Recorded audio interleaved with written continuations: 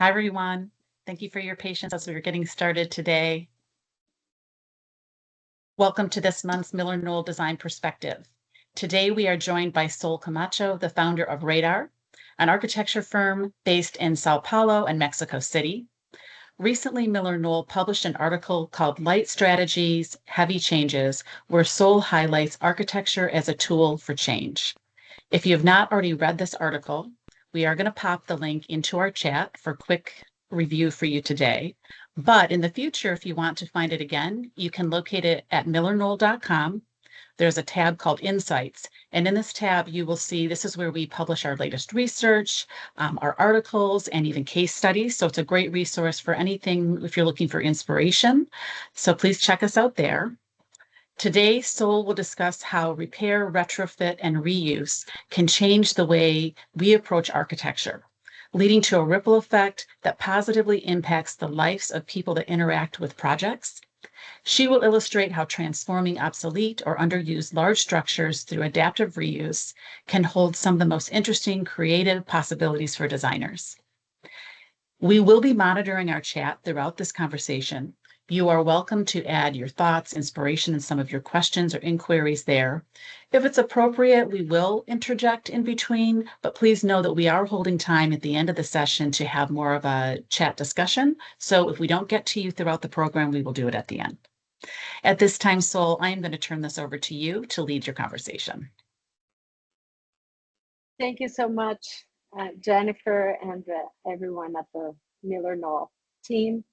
It is such a pleasure to be able to speak to such a varied group of, I'm sure there's designers around and there's a variety of professionals and interested people in design.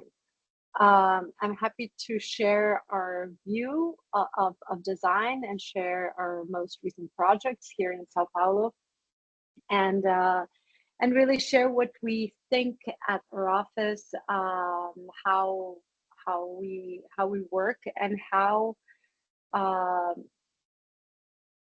we not only work, but how we really believe in how architecture and design should go or direct itself today in the 21st century in very dense cities, in cities that are almost completely built and that have so much already done in terms of construction. So let me share my screen.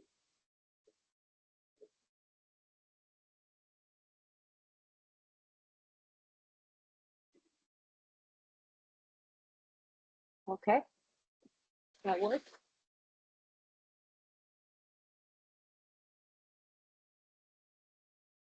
Great. I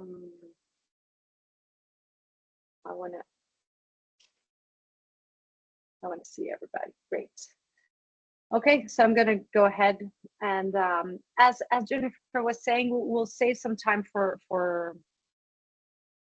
questions or comments at the end, and I'll be more than happy to do it at the end. But please feel free to, if it makes sense, to talk in the middle. I have some good slides to go, but we can go back and forth in that. So I'm an architect, urban designer, a curator, researcher, and mostly a very curious person that grew up in Mexico City, but have lived in Sao Paulo, Brazil for the past 13 years. So I live in this city, one of the largest metropolis in the Americas and in the world. And I come from this city, the big Tenochtitlan, the big Mexico City, and I compare. I was going back to I compare the city with ground zero. Let's say Mexico City. I'm showing an image from Diego Rivera from Mexico City, and I'm showing an image from Brasilia, which is not Sao Paulo where I live, but Brasilia. Thinking that our cities, years ago, this centuries ago on your left side, but decades ago on your right side, cities were really, in some way a white paper, and even then there was already culture in there. But I start my talk with you with this title, Building Layers, because I think we need to look at ourselves as someone that is adding layers and building on top of other generations, right? We're never creating out of the blue. We're never creating from scratch. There's never a blank slate, even though at some point there was this kind of imagery of or understanding of the city, right? And I show you Mexico and Brazil because this is my construct. Although I studied architecture in France and in the United States, my master's in the United States, so I'm a mix of you know, I consider myself someone that has many references, but it is very important that this basis as a Latin American architect, but with connections to the world. And as we see the cities more and more like built structures, that's how I think my office is built on top of that. And the first image that I show you here, because it is a very important reference for projects and for our philosophy of design, is the factory, an old factory from the 70s that Lina Bobardi. I imagine that Lina Bobardi is a well-known architect around the world, but I don't know if everyone knows her. Lina is an Italian architect that in the 50s came to Brazil and built her whole personal and professional life in Brazil. She was a pioneer in thinking, what does at the time, adaptive reuse wasn't even a coined term. The term adaptive reuse was coined in the 70s.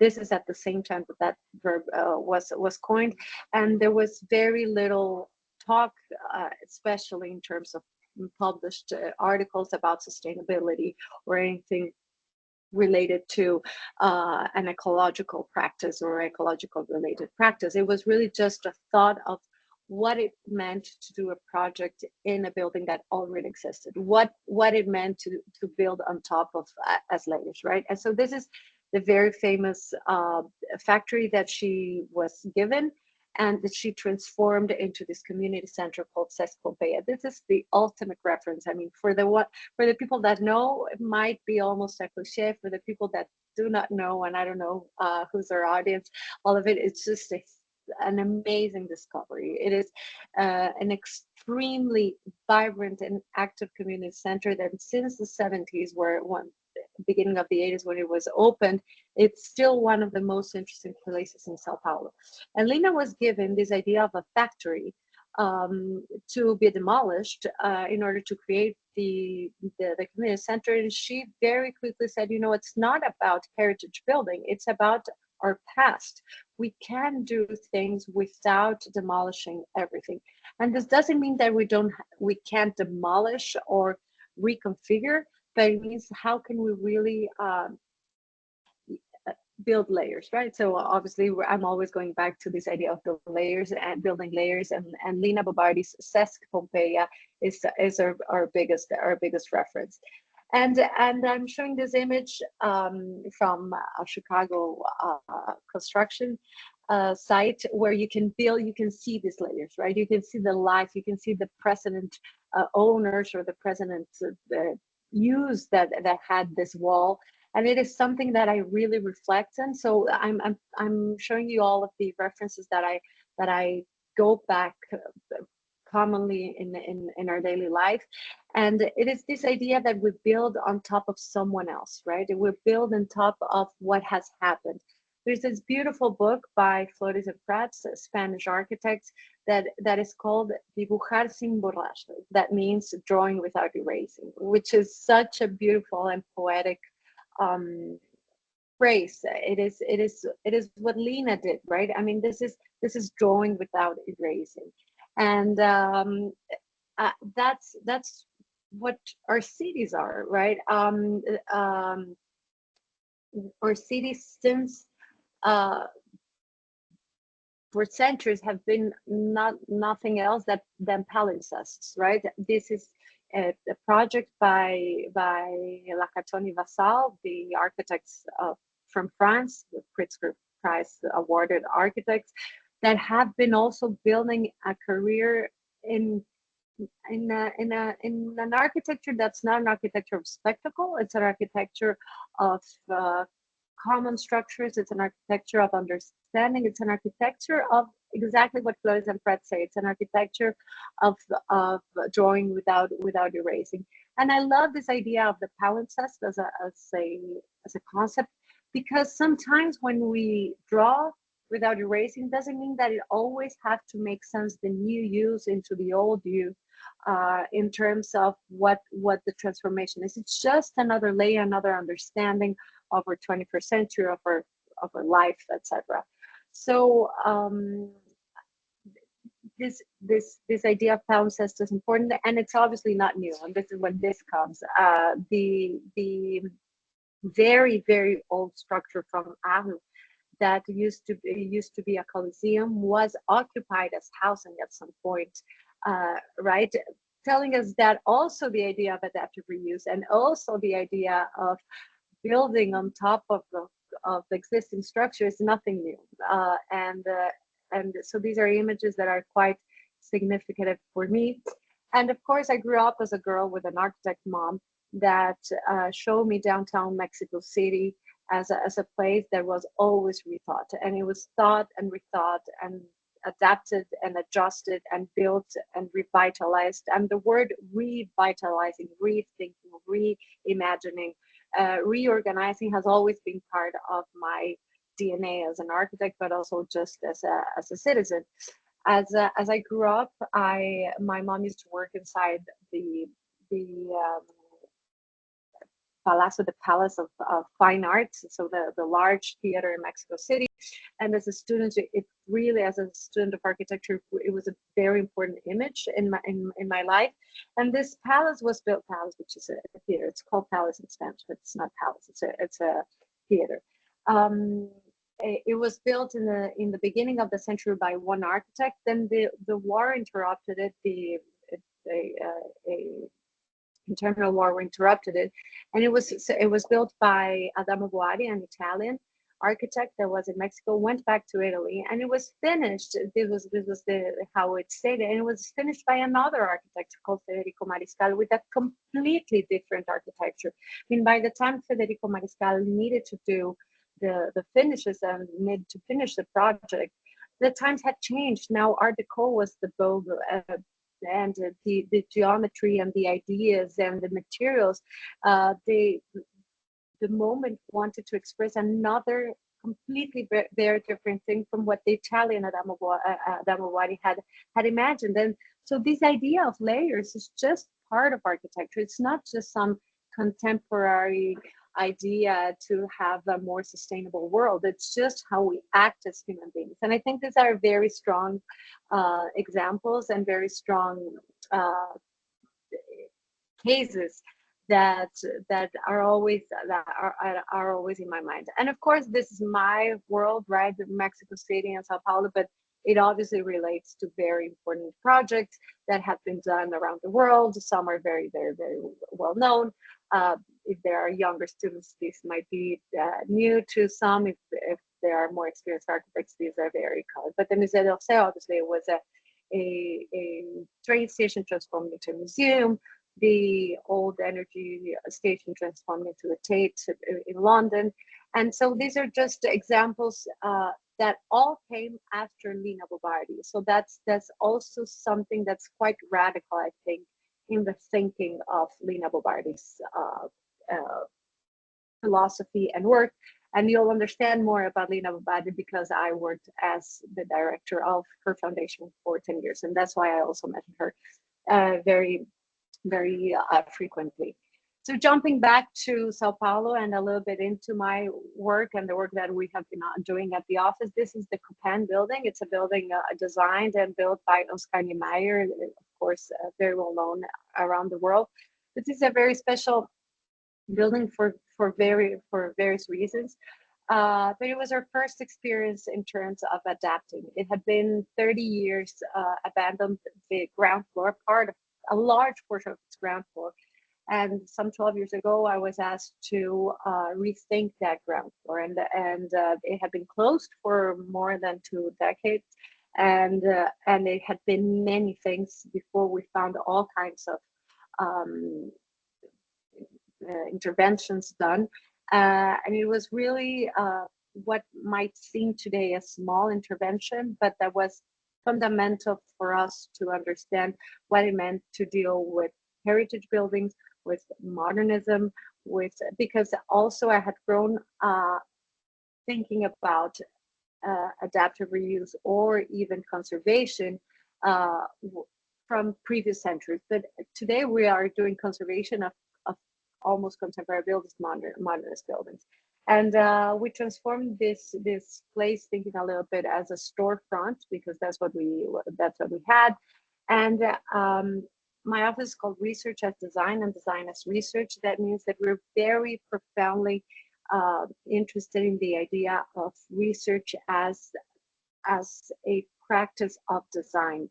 We don't just go in terms of the formalistic decisions, which are also very important, but it is very, very important for us to understand what it means. And when you're obviously dealing with pre-existing conditions, there's always archival material that's just fascinating and that really helps us design. And so I went to the Oscar Niemeyer archive and also visited more than 100 apartments inside that building, because it has 1,100 apartments. That building was just a fascinating structure in the city of Sao Paulo that really, I mean, if we're talking about layers, this is really a something that we can also talk about. But it is fascinating to understand the demographics of the building and how we're going to intervene in that place. I led conversations on how people use the space and how what it meant to intervene such a place that had also been abandoned for so long.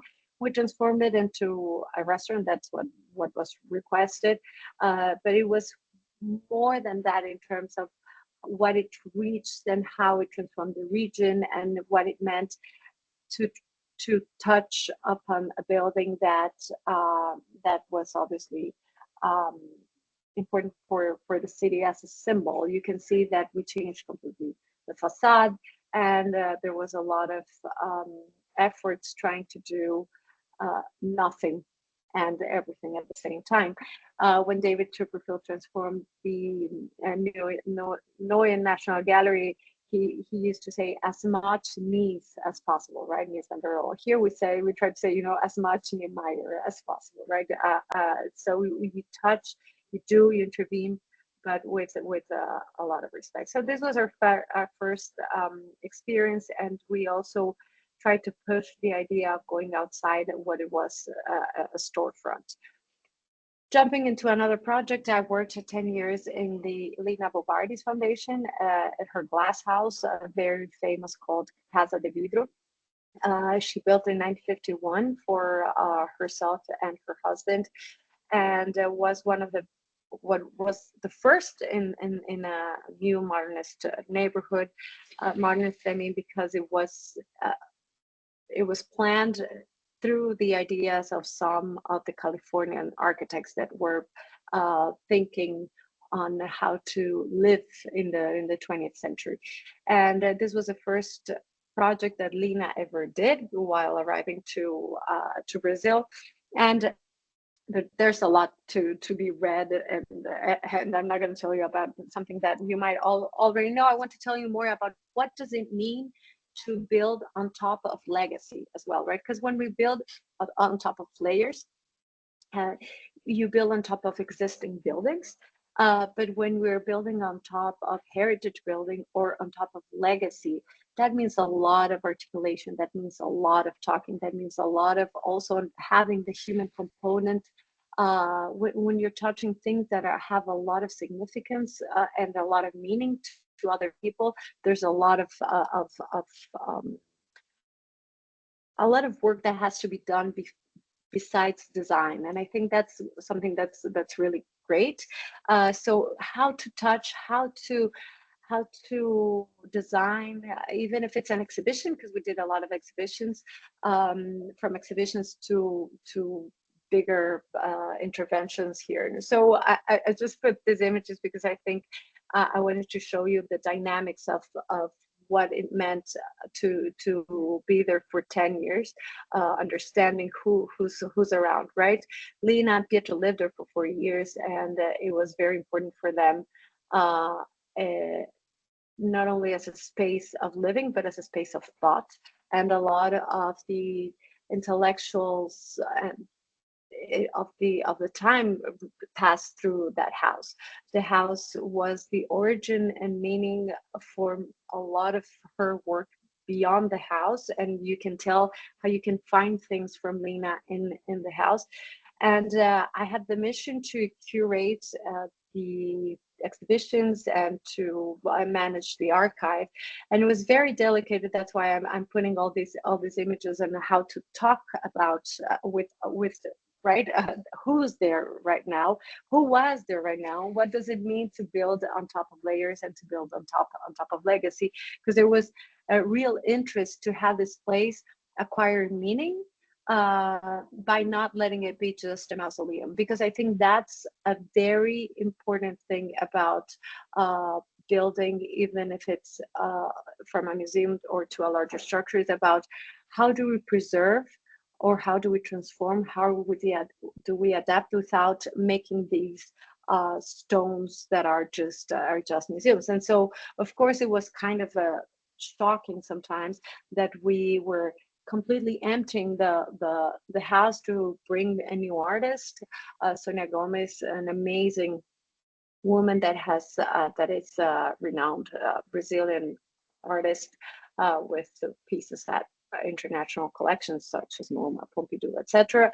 And it was an interpretation of the moment. So right here, my role wasn't about building in terms as you would think architecture, but I think it's very interesting to talk about this scale because it's a domestic scale, an institutional scale, and the idea of intervening a house that is such an icon worldwide. This was Leonora Antunes. We had her a year later. These are the Campana brothers. So we have, we're always thinking and rethinking the same space with fascinating artists that were reinterpreting the house in this Lucia Co in many ways, and also always going back again to the house. We did exhibitions on the garden.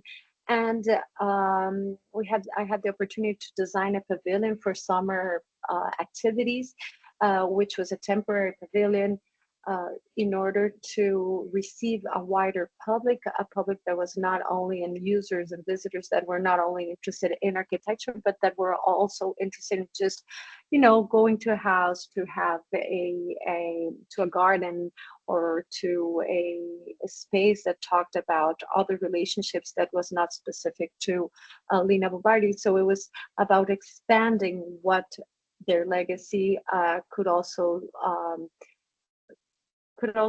relate to a contemporary society.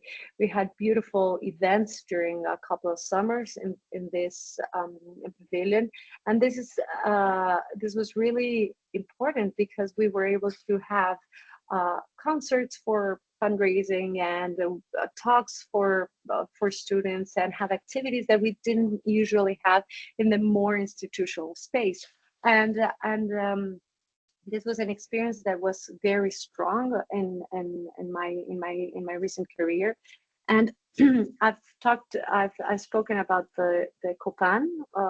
There's Oscar Niemeyer talked about Lina Bobardi, Glass House, and now I'll tell you about soccer. So it really represents. This is Pelé playing a first game in the first soccer stadium in Brazil.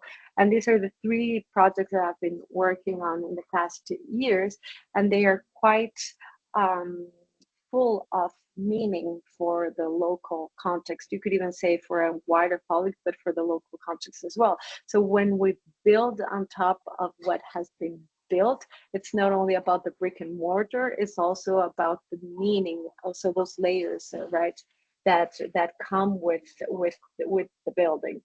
And the soccer stadium is a soccer stadium from the 1940s, very important for the city, for the country in terms of the meaning of the sports, but also a heritage building that was built in by Severo Vilares, an office that was quite important in the city in that moment. And that it meant it was not only a stadium, it's a sports center. It has an Olympic pool, it has a tennis court, and a a polysport basketball courts also. During the 1940s, the city was obviously one city, very different to the one that we have today. And with that, the city has changed a lot. The idea of having a stadium at the moment was a place for gathering not only sports, but also culture and leisure. And during these are very important photos taken by the renowned photographer Thomas Farkas. And the stadium became a symbol for many reasons and during many years. And it is interesting, as I was telling you, we did a research. I mean, this is a 6-year project. The other projects were shorter, and we went deep on them, but this is a longer project. And I was looking into other stadiums in other cities that had the same geometries and that had the same architectural ideas, and you can find them in Mexico City, you can find them in Helsinki, and even in Berlin. When I approached it, and there was a huge demand for a new program, new services, and even just putting it, updating it and upgrading it to the norm. I looked into the Berlin Stadium, which was a stadium that was built in very similar moment, even architectural style, and that was completely, we cannot say revamped or refurbished, right? I mean, it was completely adapted to the 21st century. And this was a very good reference for us in order to go with the heritage authorities and be able to propose very radical moves, but with huge respect. And I'm showing you, these are a reference, these are research, but also very important research about understanding a place and building layers. Just as in the Lina Bobardi Foundation, I was talking to, the board, and I'm putting the people that's there, because sometimes we just see like really beautiful pictures of architecture, but what's the content, the human component. And here it was just about really, I mean, we were swimming in the place, we're playing there, we're going there while starting the design. We wanted to see who were the users, what was their needs, what was that we were going to radically change without changing the feeling of a place. The stadium had grown very obsolete after 80 years with very poor maintenance. It's a public stadium that didn't have a lot of resources, and at the end our main clients are public-private partnership, but our main client is the private sector, and we needed to understand how the intervention and all this amount of money was going to be directed into which way for the community. The place was in very derelict state. If you looked at zoomed out, you could see it was vibrant, full of people, and almost in the eyes of the community was like, oh, it doesn't even need refurbishment.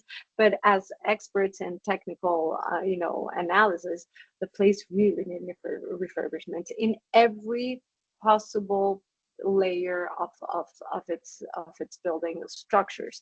And what was our biggest concern was not only to be able to refurbish in terms of its concrete and its wood structures, and again the classical brick and mortar, which is quite complex in terms of the solutions that we need and making everybody agree on what we have to do. But it is what we really wanted is to make to propose a new ground floor that connected with the city. And so when I wrote for the MillerKnoll article about, radical changes, heavy changes with light strategies, is the idea that the changes, the largest changes are made by only looking at the human component, right? Only trying to, just as if we could even aim to think, just as the Cesc Pompeia did, is to touch upon the places that can make humans more comfortable in a place. So we fully rethought the ground floor, although if you look at it right now, it seems quite similar to what it was, but it was the idea that we wanted to have, obviously bringing accessibility to all of it, but spaces of where people can stay, have a spend the day. And we have been working for 6 years into this. It is almost ready. We proposed a radical move to partially demolish the bleachers, just like the Berlin Stadium, and rebuild them. And it was quite radical, but it's done and it works. These are some of the models that we showed to the community. We put some models at the entrance of the stadium to be able to communicate what we're doing. And the thing is that when we are proposing this large interventions in heritage buildings, it is to make sure that we will that we're giving life to these places for the next generation to come.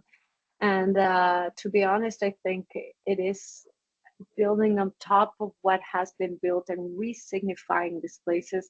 It is very satisfying as a professional and as a practice, because it is not about our architecture. We are adding a building. This is a new building that we're adding that was not there. So there is something new that is there. I mean, everything is new, but in terms of geometry, you would say this is the largest intervention. But there's a big satisfaction in thinking that there are some people that will not notice what has been done, right? And that's quite successful as well, because you will now be able to have the deserved services, and of course in terms of security, in terms of health, hygiene. I mean, there weren't restrooms for enough people. There's 25,000 people that can fit into the stadium. There were no cafeterias, and there was no, I mean, it was completely obsolete. But then now that it has been rebuilt, there's some comments, on social media like, whoa, it's been closed for 4 years and they barely did anything. And that's very that's really great, because that's what we want. We want that people feel the same as they felt before, but of course with a new intervention. And again, I show you kind of the human component of the everyday life of what does it mean designing. It's about deciding the texture of the wall. It's about talking to the engineer. It's about looking into the materials that are already there. It's about thinking on what to use from there that has been there or not. It's about looking from lighting to wood, from mock-ups to measurements. And it's a process that we have been deeply engaged in every single step of the project, all the way to smaller details, as you can see there. Now I'm going to show you this very last project, because I had talked only about heritage buildings and buildings that have a lot of meaning, that it historically, and now I'll show you as a last example a project that is had zero meaning, you would say, in terms of architecturally, no meaning, heritage, no meaning, previous ownership, no meaning, right? And it's a abandoned storage building that was given to us to rethink, and we completely transformed only by using everything. But so we're doing these strategies, how to be very surgical in terms of what we could do, spend the least amount of money, and make the largest possible intervention to transform something that was completely abandoned, obsolete in everything that you can say, into a place that today is quite magical on how it's used and what its relationship to the city, and the possibilities of what can happen inside it, even though it's not, it doesn't mean that we only work with heritage. It means that we believe that in a city that has more than 500,000 abandoned buildings, we need to intervene places that are already built, and that doesn't mean that there's no place for creativity. More than that, there is a lot of creativity to be given into it. Thank you. Thank you very much. Thank you, Sol. This is very inspiring. I was looking back, to the article, and we know the ethos of RADDAR is really this design as research and research as design, and you talk about it being a way of thinking.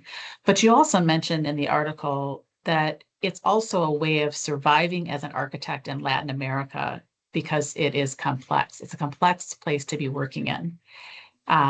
What did you mean by that, or can you elaborate a little bit on that complexity? Yes, sure. I have almost chosen as a decision to work on projects that have this kind of meaning or impact, and these projects are not popping every day, right? I mean, they're not just happening all the time, and so we don't have clients, every day asking us to do projects that have these amount of layers of meaning.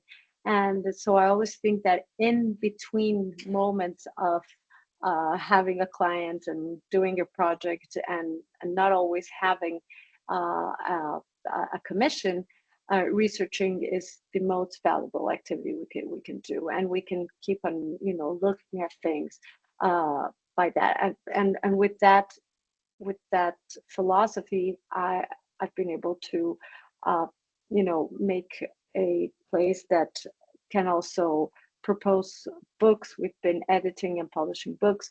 We've been opening exhibitions about architecture. I was able to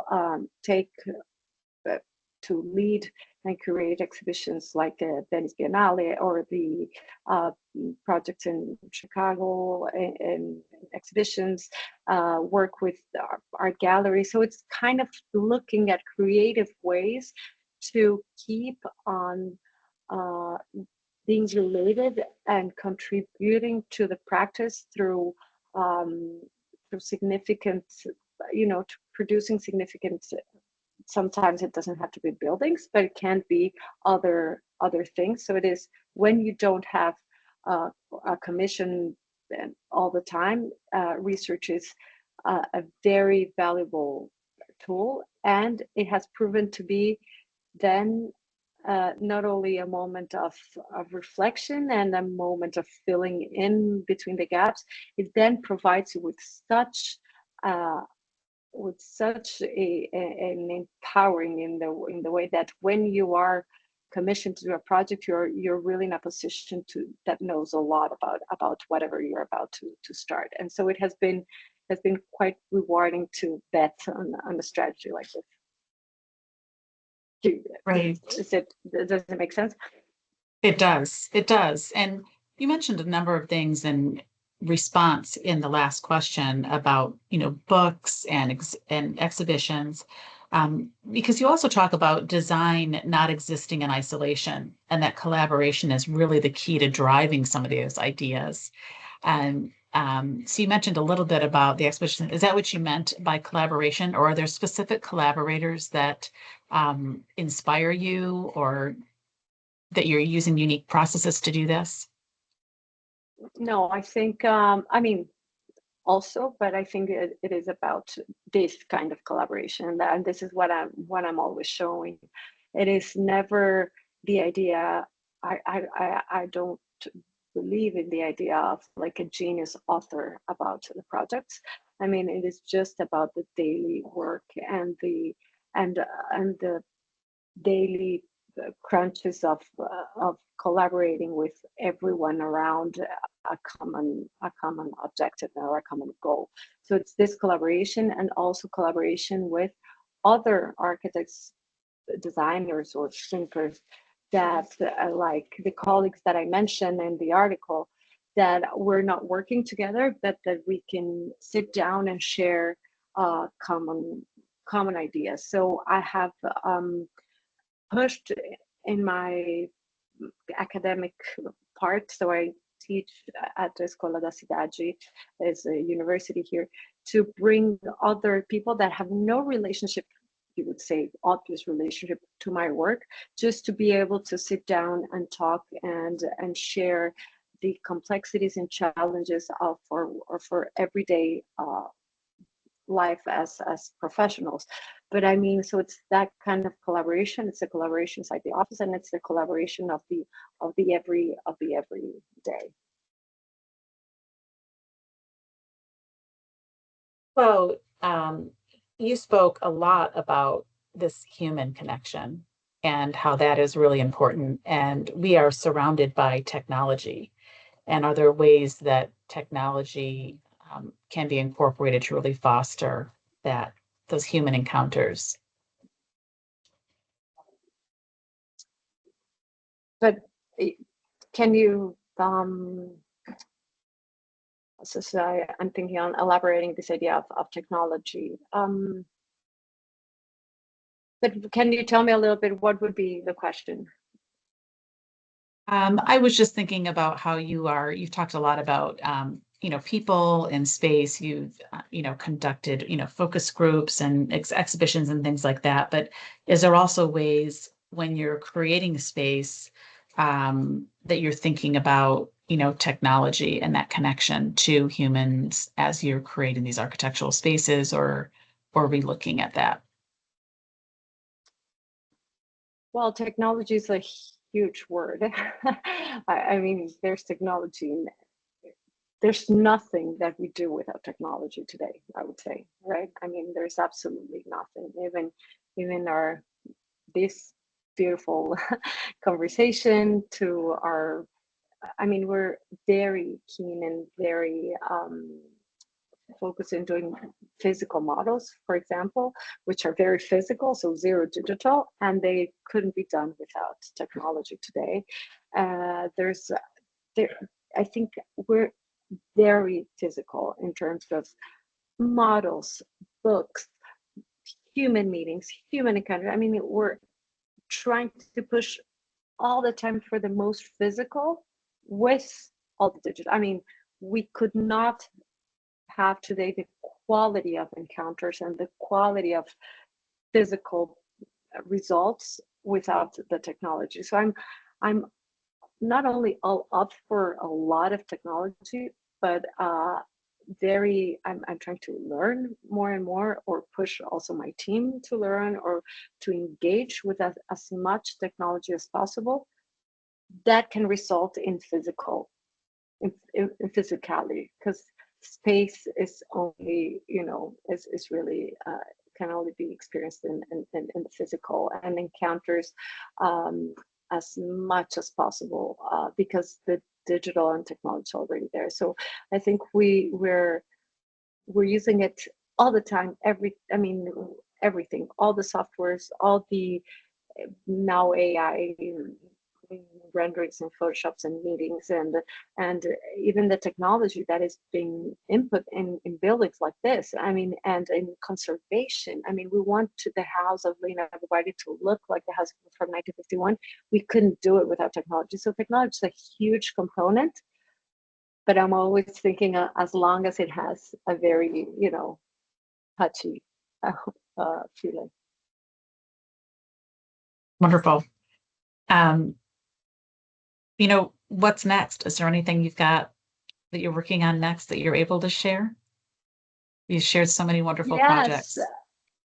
we are working on beautiful projects, from smaller ones that are exciting. An exhibition with in collaboration with the Jack and House here in Sao Paulo, that has really led us to think about what are materials. So we are working with a curator that is opening in a month, less than a month, on new materials, right? How we are, and that's fascinating. And I think for our audience as well, is we used to, well, we still build, of course, right, from concrete and stone, and our places of taking materials out from nature. And more our materials will be more synthetic, and will be made of things that have already been made. So just like the buildings, I mean, we're just building on top of what has already been built.